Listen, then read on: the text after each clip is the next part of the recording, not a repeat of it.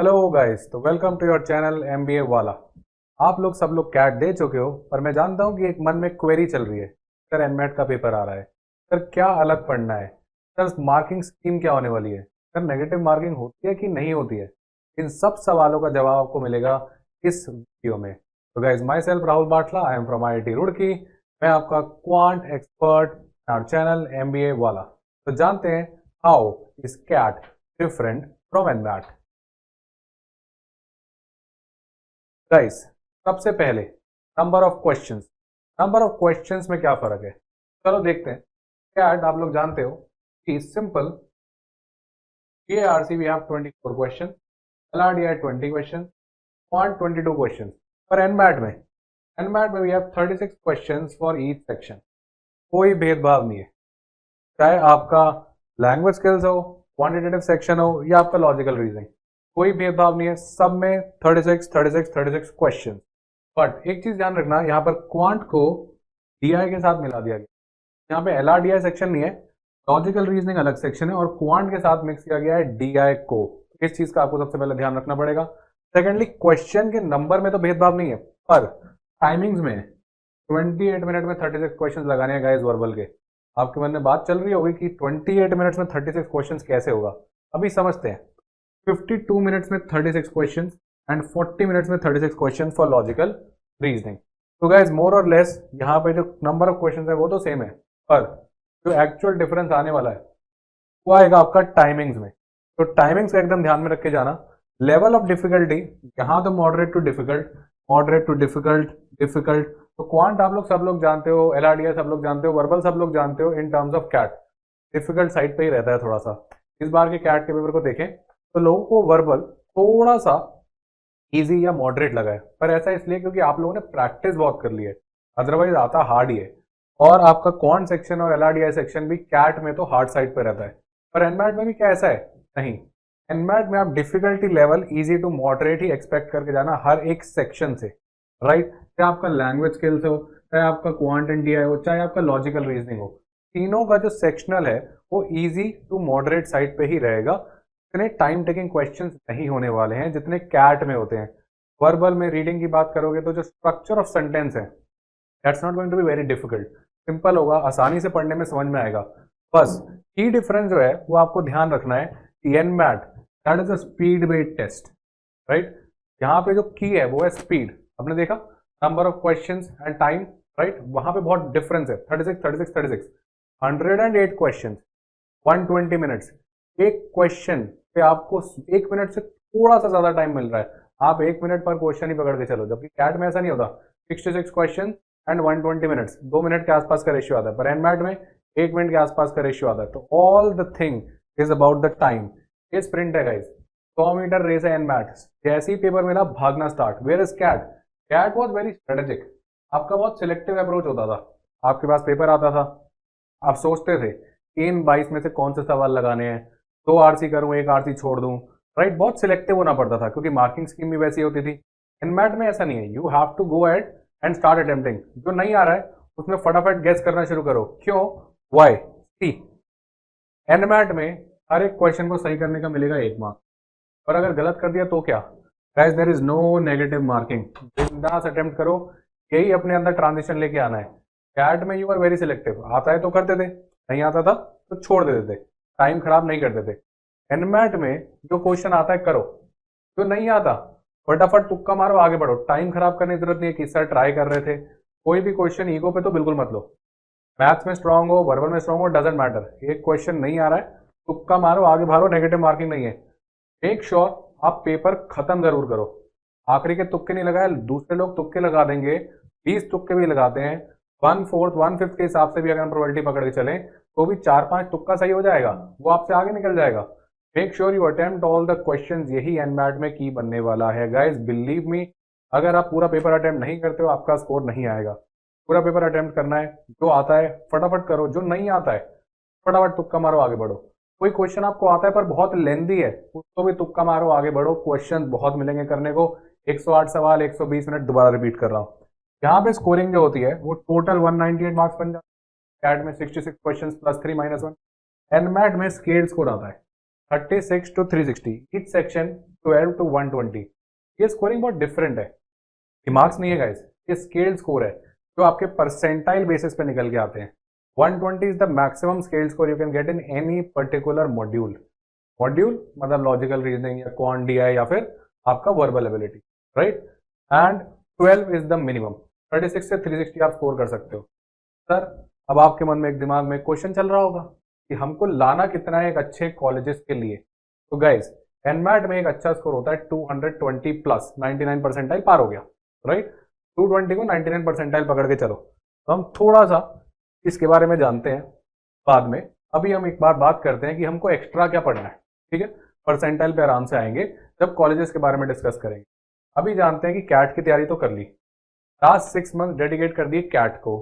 अब बचा है 1 महीना, इस विंडो में आपको पेपर भरना है, राइट। एवरीबडी नोज 10 अक्टूबर से 19 दिसंबर तक आपके पास इसकी विंडो थी। अब आपको इसका पेपर लिखना है। जनरली लोग कैट के बाद इसको शेड्यूल करते हैं, राइट। अब गाइस आप सोचो कि आपको एक्स्ट्रा क्या करना है, कैट के अलावा क्या पढ़ना पड़ेगा to score well in NMAT, या फिर आपको आपके आने वाले जो दिन हैं उनको कैसे डेडिकेट करना है, कौन से टॉपिक्स पढ़ोगे। तो गाइस ये सिर्फ मैं एक्स्ट्रा टॉपिक बता रहा हूँ। हाँ कैट में पढ़ा है वो तो सब काम आएगा, जितना भी आपने क्वांट में पढ़ा है, वर्बल में आरसीज पढ़े हैं, वो तो सब ओवरलैपिंग है। क्या ओवरलैपिंग नहीं है मैं आपको ये बताने वाला हूँ, ठीक है। तो लैंग्वेज स्किल्स तो हमारे वहाँ पे होता था कैट में वर्बल वाला, राइट, फर्स्ट सेक्शन। हाँ उसका नाम हो गया लैंग्वेज स्किल्स। इसमें आपको वोकैबुलरी में स्ट्रॉन्ग करना पड़ेगा दोबारा से। डायरेक्ट क्वेश्चन आएंगे गाइस वर्ड मीनिंग पे, एक वर्ड दे देगा 4 मीनिंग, चूज करो what means this, simple. Vocabulary strong करो, पैसिव वर्ड्स पढ़ने शुरू करो, व्हाट्स द गुड वर्ड वाली बुक है पढ़ना शुरू करो। अगर आपके पास फ्लैश कार्ड्स हैं ईडियम्स के, वर्ड्स के, पढ़ना शुरू करो। Now it is the absolutely correct time. आपका कैट में डायरेक्ट क्वेश्चन तो नहीं आता वर्ड मीनिंग पे, एंटोनिम्स पे, यहाँ पे सब आएगा। एंटोनिम्स आएंगे, वर्ड मीनिंग आएगा, आएंगे, फ्रेजेस आएंगे। 8 आउंसेस कर्ल्स पूछ रहा है कि क्या इसका मतलब है, राइट। ये सब डायरेक्ट सवाल आएंगे मीनिंग पे। तभी आपको गाइस टाइम जो है सिर्फ 28 मिनट्स मिल रहा है 36 क्वेश्चन के लिए। इसमें टाइम क्या लगेगा, वर्ड आया, 4 ऑप्शन है, अगर आपको मीनिंग पता है तुरंत टिक मारोगे, 10 सेकेंड्स का क्वेश्चन, राइट। तो की इज टाइम देखने में लगता है बहुत कम है, पर word meaning, synonym, antonyms, analogies को करने में ज़्यादा टाइम कंज्यूम नहीं होता। जो भी टाइम कंज्यूम होगा वो सिर्फ और सिर्फ आपका आरसी में होगा। तो मेरे ख्याल से समझ गए होगे कि वर्बल वालों लोगों को एक्स्ट्रा क्या पढ़ना है, वोकैबुलरी में फोकस करो। आरसी की बहुत प्रैक्टिस कर लिया आपने कैट के लिए, डन। वहाँ से आसानी आएगा, आसानी से बनेगा, इजी लेवल। इस पे वर्क करोगे, word meanings, antonyms, synonyms, analogies, right. Focus on your vocabulary builders now. Second, quantitative skills, क्या एक्स्ट्रा पढ़ना है, वो सब आपने जो पढ़ा अपना एल्जेब्रा, अरिथमेटिक, नंबर सिस्टम, ये सब तो चलेगा ही, राइट। वो सब मस्त चल रहा है एकदम। Modern maths, PN, everything is going to be same and easier level पे, ऑलराइट। एक्स्ट्रा क्या पढ़ना है, सुनो। क्विक बॉड मास कैलकुलेशन आएंगी, कुछ नंबर दे देगा, plus minus multiply divide direct पूछेगा।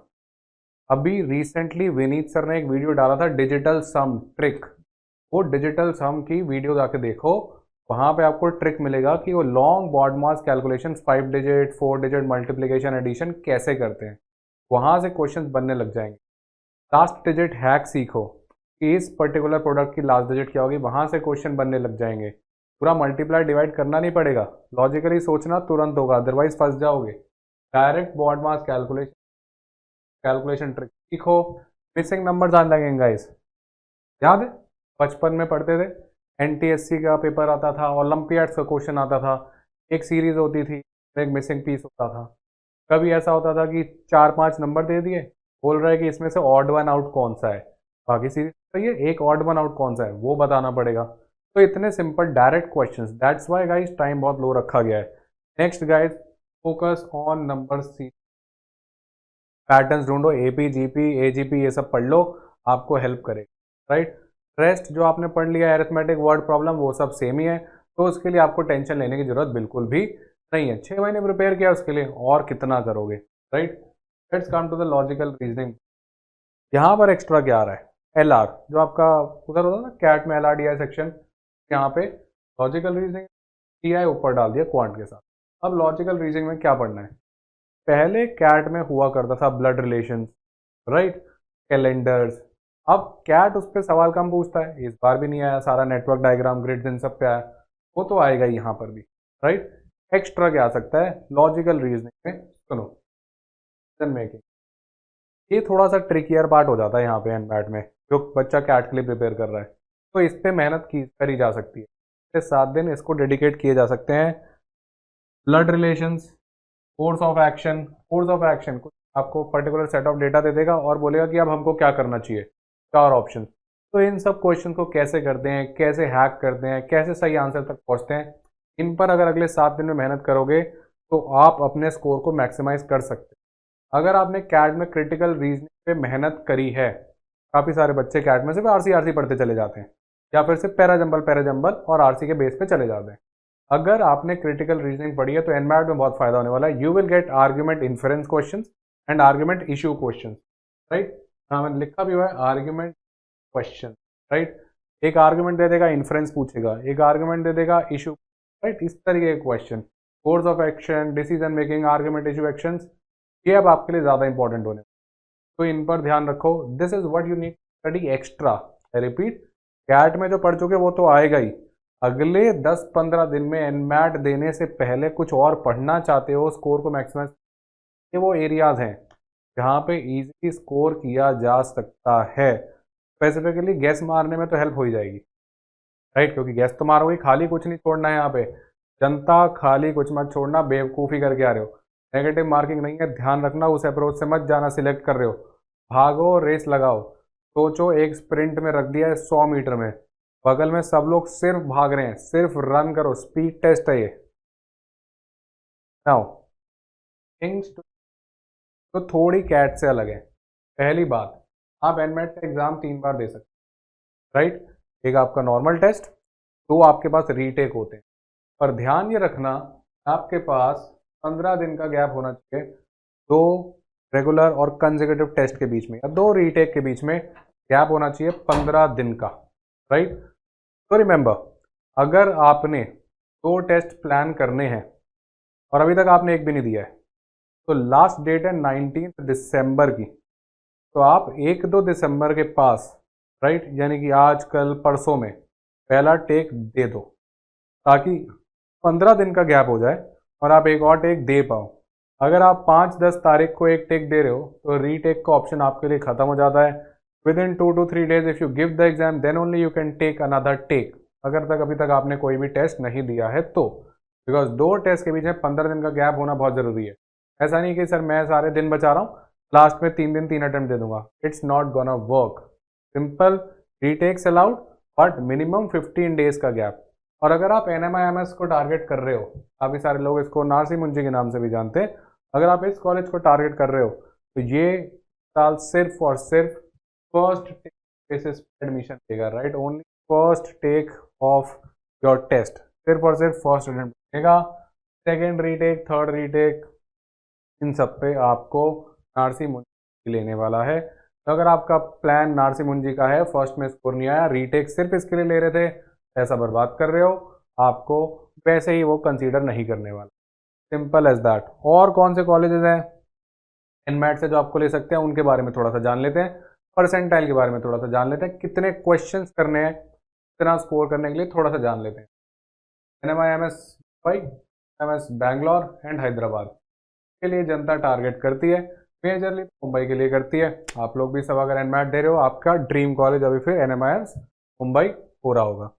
इसके लिए आपको चाहिए 235 plus, that is 99 percentile score, right, and then you have 220 plus score for your NMIMS Bangalore, KJ Somani institute management and आपका XIM। इन 3 को टारगेट कर रहे हो तो 220 के आसपास चाहिए, और मुंबई को टारगेट कर रहे हो, नारसी मुंबई को टारगेट कर रहे हो तो 235 प्लस, 235 का प्लस मतलब 99 परसेंटाइल। अब 220 प्लस स्कोर, ये सबका ड्रीम नंबर होता है कि 220 क्रॉस कर जाए, सबका ड्रीम होता है कि 220 क्रॉस कर जाए। 220 क्रॉस करने के लिए कितने क्वेश्चन करने हैं, 36 क्वेश्चन थे, हमने डिस्कस किया था, चाहे आपका वो वर्बल एबिलिटी हो या फिर क्वांट एंड DI हो या फिर LR हो, तीनों में लगभग 22-23 क्वेश्चन अगर आप सही कर दो गाइस यू आर देयर, आपका 220 प्लस का स्कोर आ जाएगा।